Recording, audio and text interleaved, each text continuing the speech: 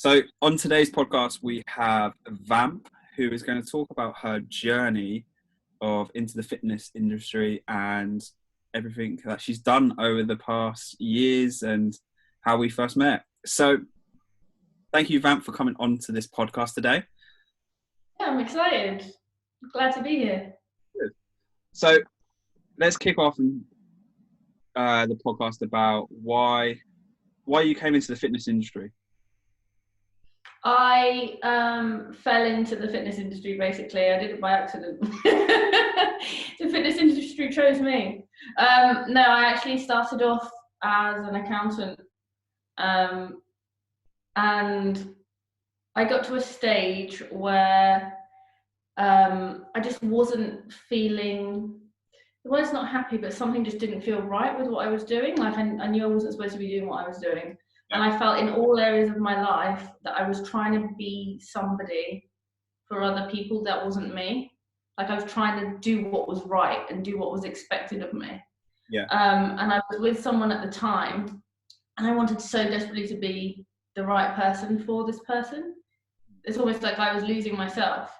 And it actually, like, that's what tipped me into training. So basically, they had a sport, so they were like into football. And I thought, well, I want to do something that's just for myself. So I started going to the gym. Obviously, I went there and I thought, like, previously at school, I was a runner. I just used to do long distance running. But I was like, I kind of want to have like shaped arms. I don't want flabby arms. I wasn't overweight or anything, but I had really flabby arms. And I was like, I don't understand. I'm not big. Like, why do I not look like these people?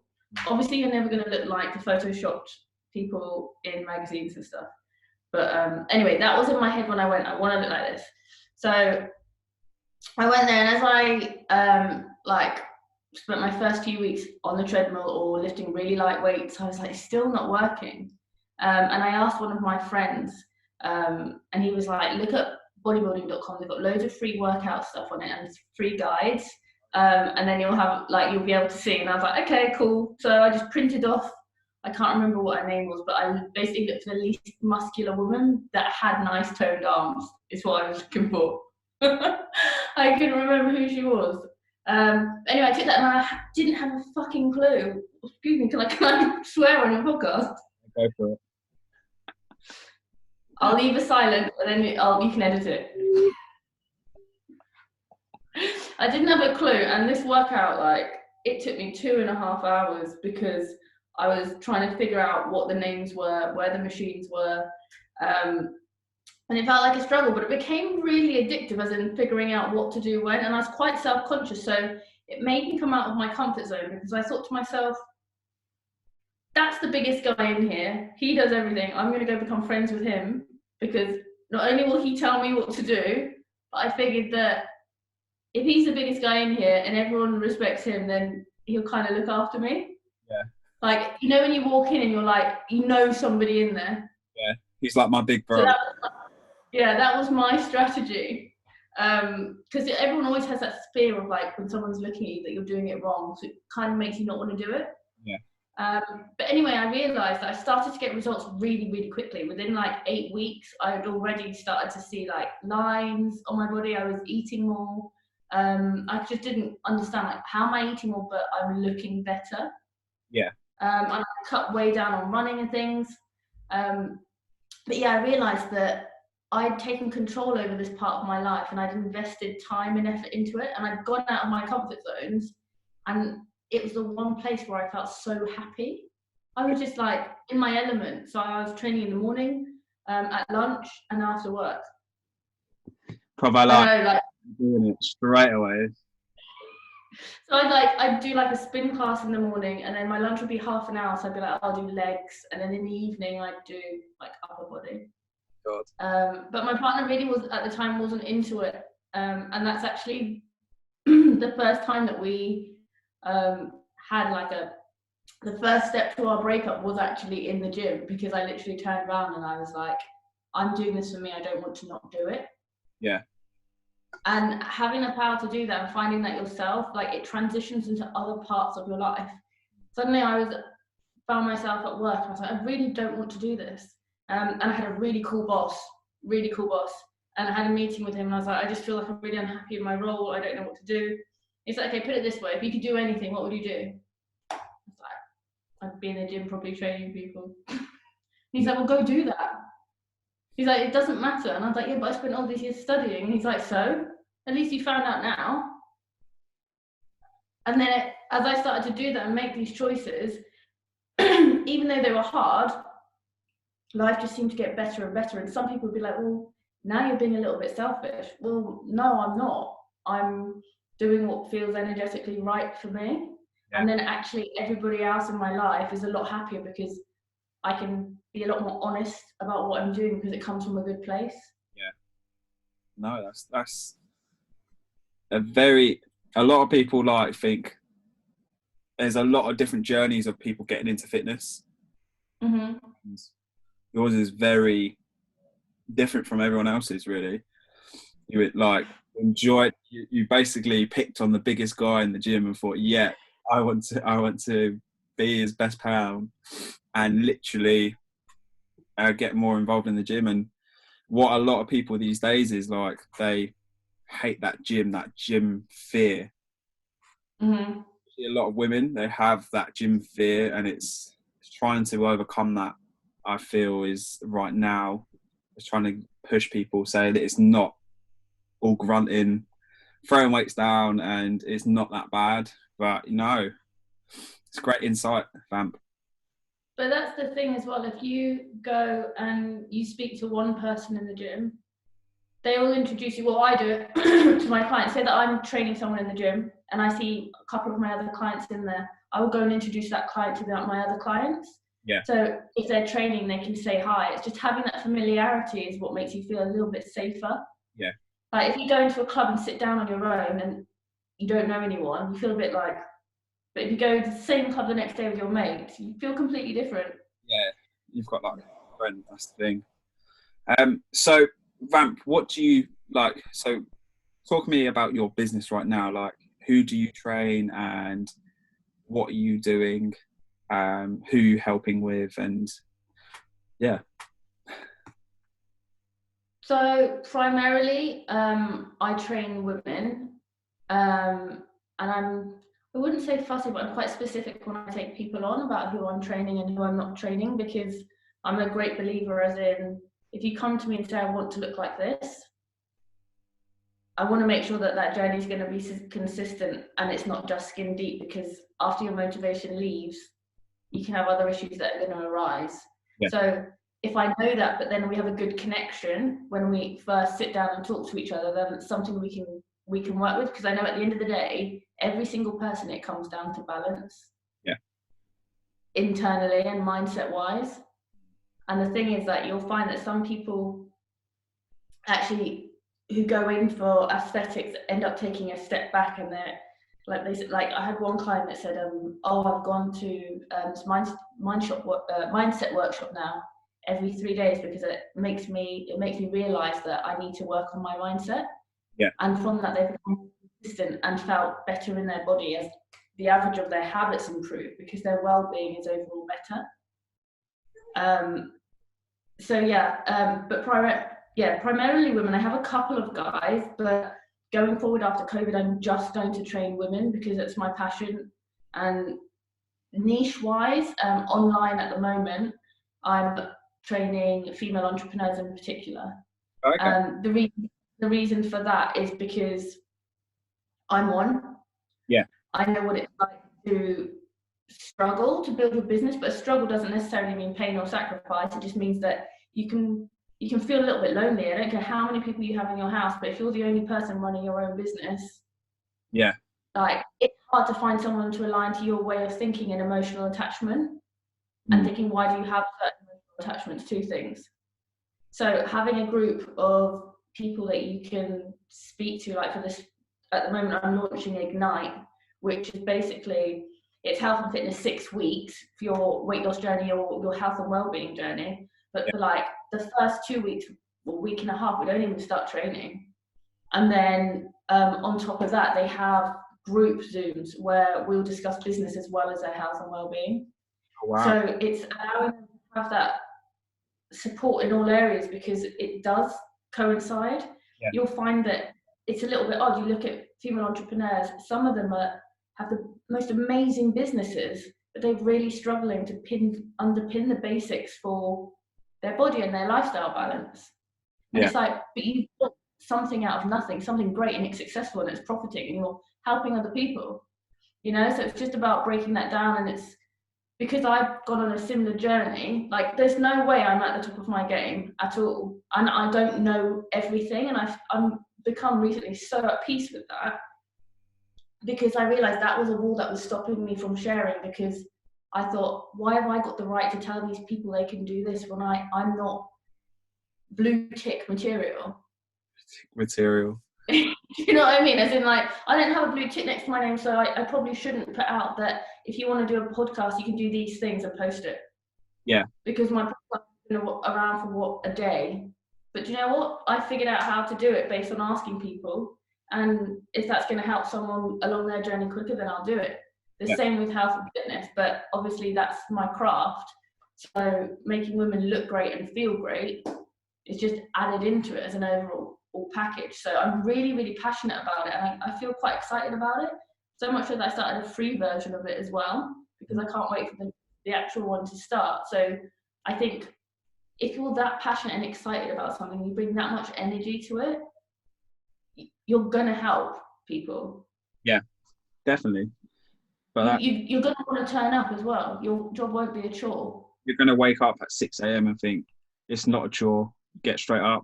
You know, you won't moan. You won't snooze the alarm. You'll be straight out of your bed, straight there. Yeah. Go. And to be honest, there's not a lot of people like that at the moment. I think with COVID, it's like just before COVID, or 3 months ago, I started doing a lot more internal, like deep work, like mindset work. Yeah.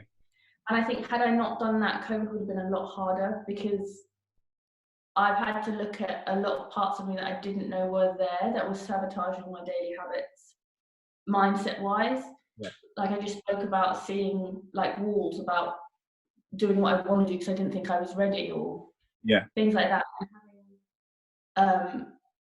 Done some self-processing, and I've used a mindset mentor as well. Yeah. I've realised that it's not about being ready. No one's going to magically pop out of the door and be like, oh, here's a certificate, you've just done that, you're level 3 in life now, go do that. Yeah. And that validation is like, I don't need to say validate me every time I post. But it's a hard thing to do, because you have to look at the parts of you don't really want to look at. Yeah, you've got to look at your weaknesses, and you've always got to self-reflect and think, what could I do? And yeah, sometimes it's too much pressure though, isn't it? Yeah, it is a lot of pressure. And the thing is, I found journaling really useful. So if I'm feeling something, which is one of the techniques I learned from Georgina Null, if I'm feeling something, I'll journal around it, as in I'll ask myself why, and then deeper why and why, and it will come down to something really ridiculous that I've not even thought about, and then I've been like, oh, okay, it's because of this, and then do some clearing around it. So for example, I had this, like the fear of the wall, let's say, and I was journaling around it, and it came down to this saxophone exam that I had. Really weird. I don't know why it popped into my head. Yeah. And I was like, what? And then I was journaling around that, and then I realized that my fear of not being enough when I do something was the pivotal moment, because I had my first saxophone exam, and my parents were always working, so they never came to anything, but my mum came to that. And they bought me that exam when they didn't have a lot of disposable income.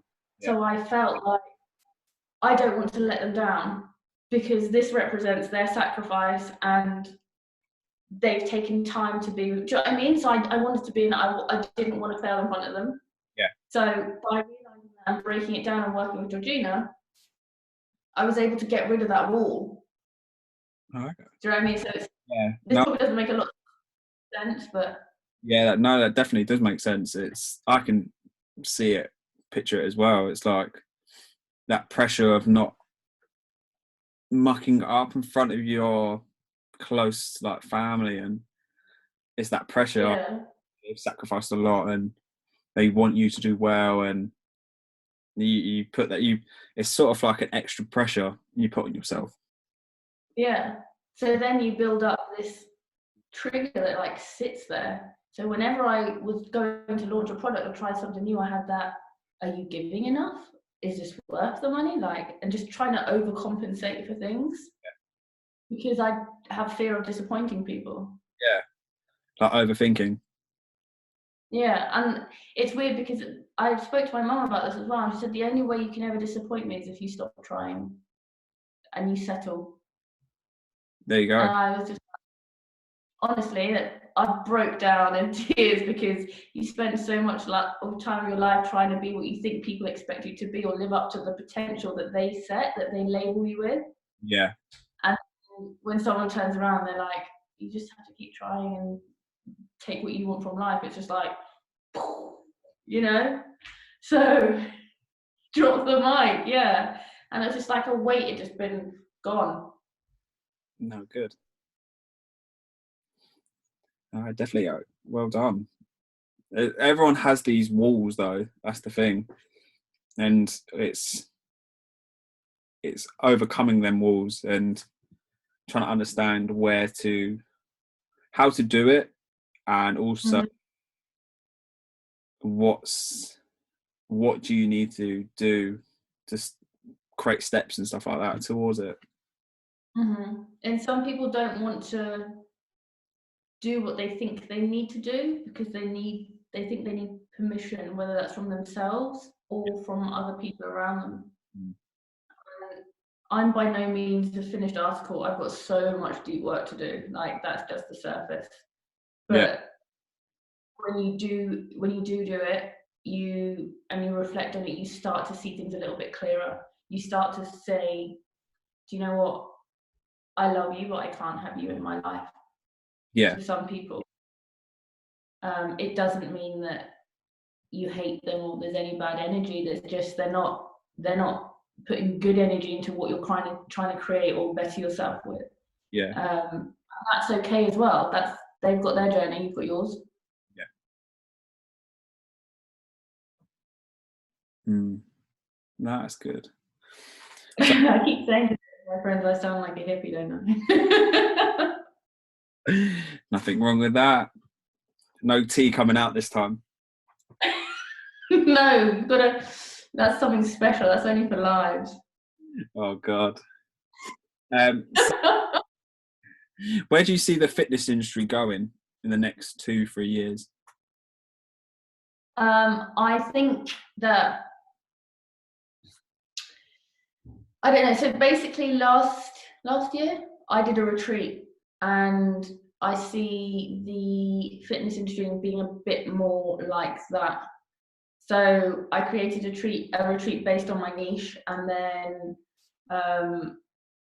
I individualize online training for those clients. So I think that's what it will be like. I think it will be like 30% one-to-one, 70% online. Yeah. People basically have their PT in their pocket, and they'll dip in and out as they want.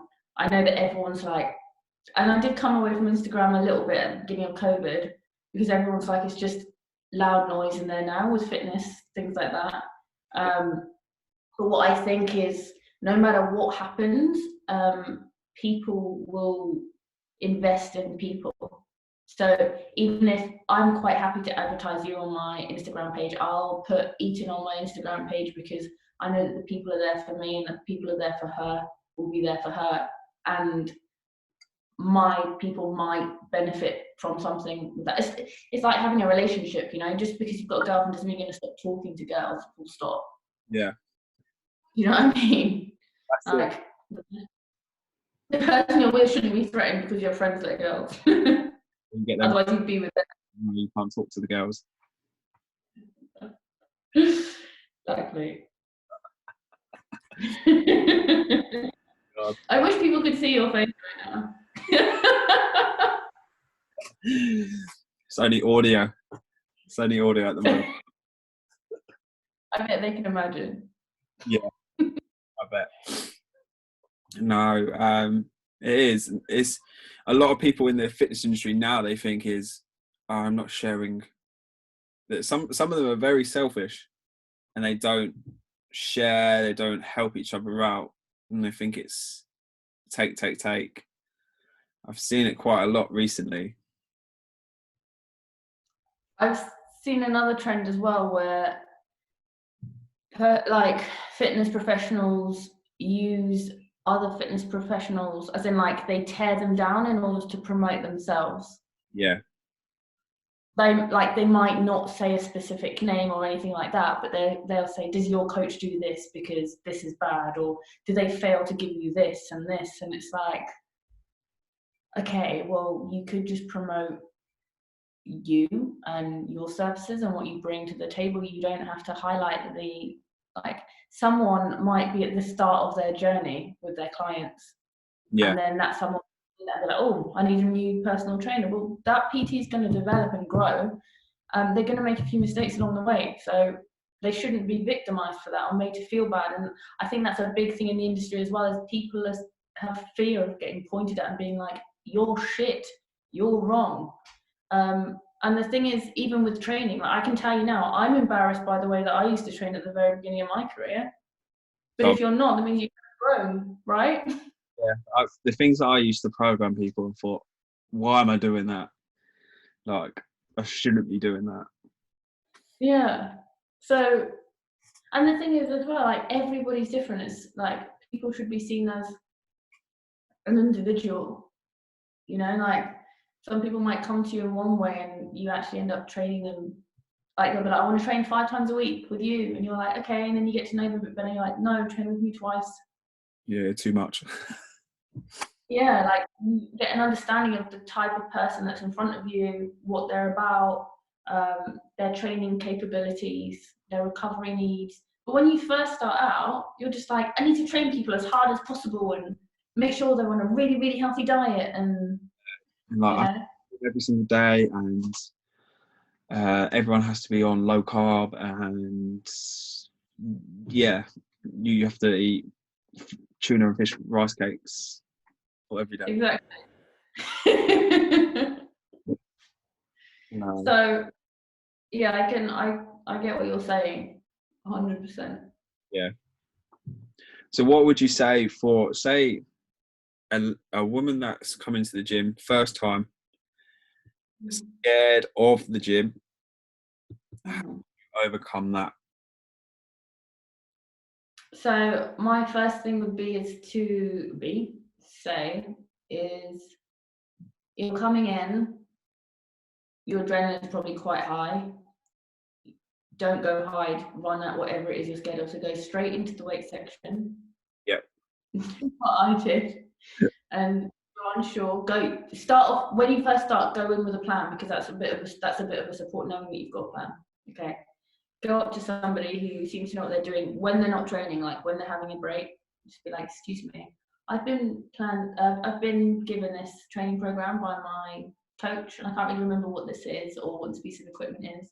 Just get a rapport going, Yeah.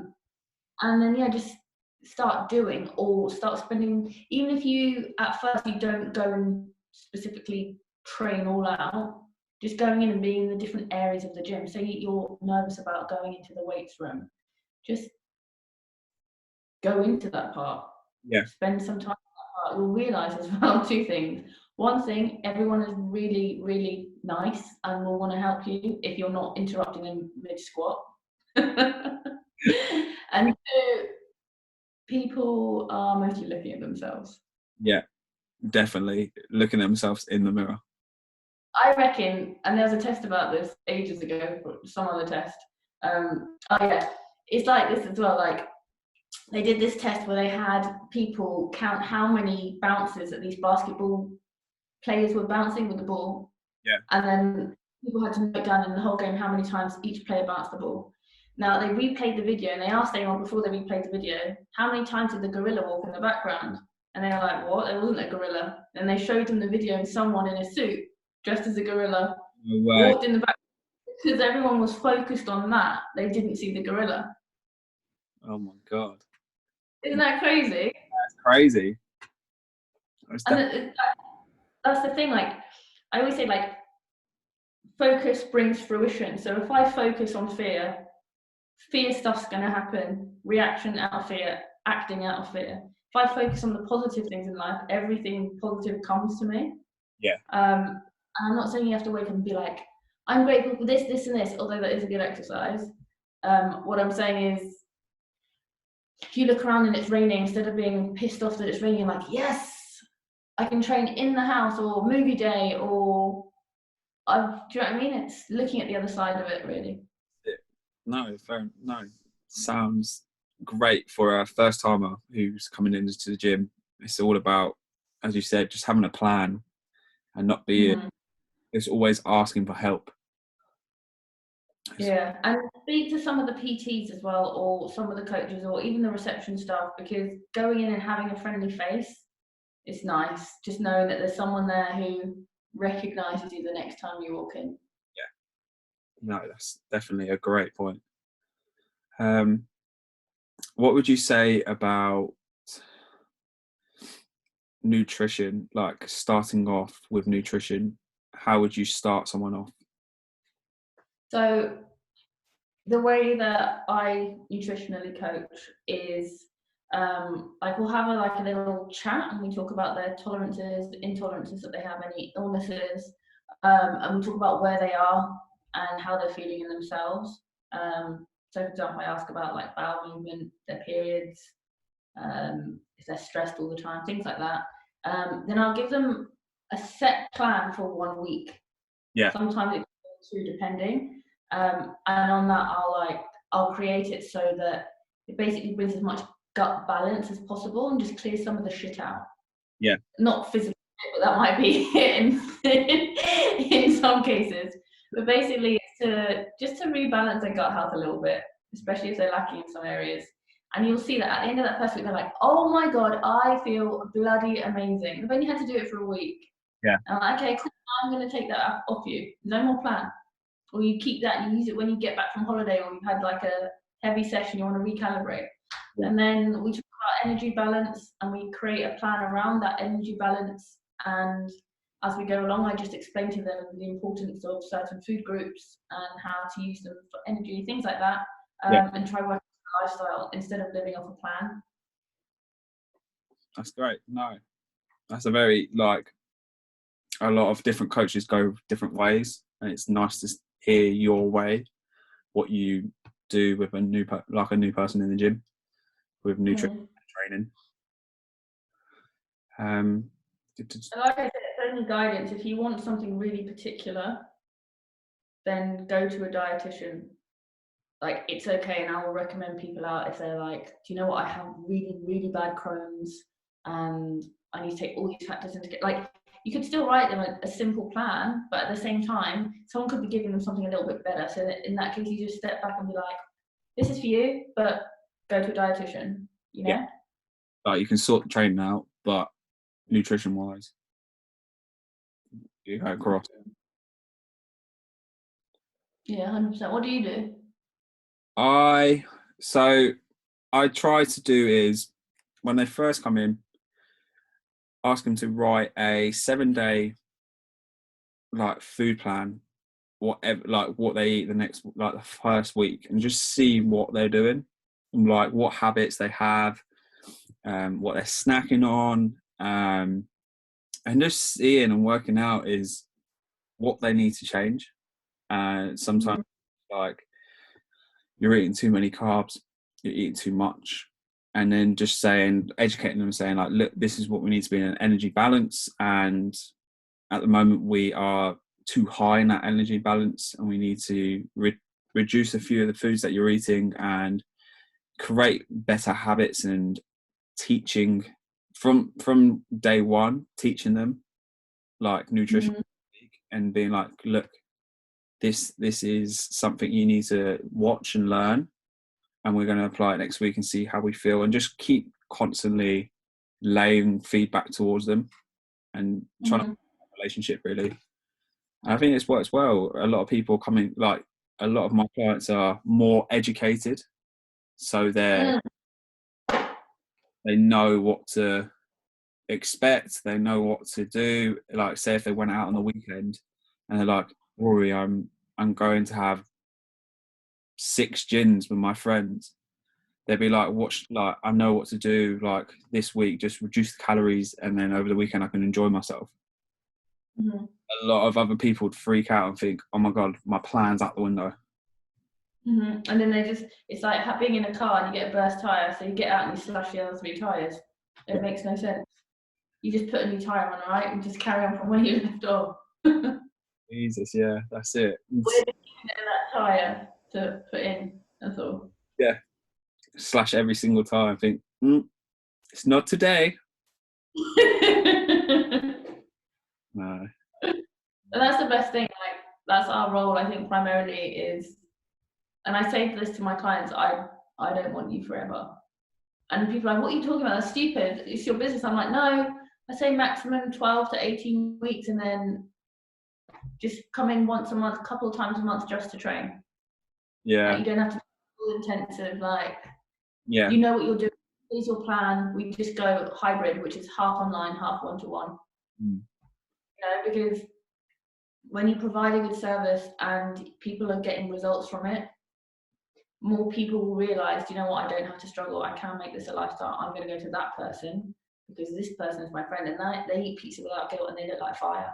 So I want to look like that bish. I can't. People are like, Jill, it's amazing you've done so well as a coach. I'm like, it's not me. I've given that person every bit of support I give other people. That person has just acted on it. Yeah. They've took the action and just done it. Yeah. And that's what I mean about people being ready. And it's not a bad thing if they're not. That's definitely it. It's just re-educating the person and making sure they understand what they're doing and making the right steps instead of thinking left in the dark, saying, here's your program, here's what you do. Yeah. I know what you mean. Yeah, definitely. That's not to mean that some people don't want that, but yeah. You're here basically to give a service to them, and if you're not giving 100% that service to them and they're not getting the results, then your client will be questioning it, really. Mm-hmm. Client as well. Yeah. No, thank you for coming on, though. That's been great. That's fine. Thank you for asking me. I really appreciate that. It's nice to. I find it quite easy. Our chats. So after you spat tea at Rory, anything's okay. So I feel very comfortable. Lives. Vamp just like spits out you. It's a great. So yeah. If she doesn't sit in your face, I mean, does she really care? It goes everywhere.